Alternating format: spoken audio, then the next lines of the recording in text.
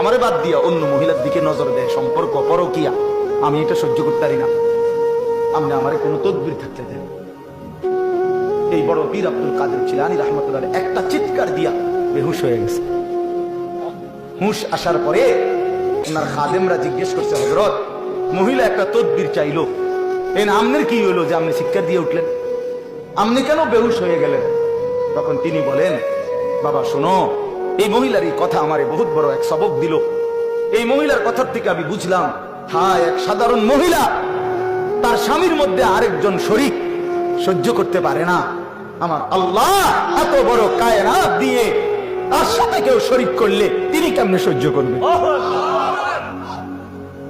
বুঝেন নাই কথাটা? এত কিছু দিয়া আল্লাহ আমারে পাইলা, যদি আমি সেই আল্লাহর সাথে শরীক করি, আল্লাহ কেমনে সহ্য করবে?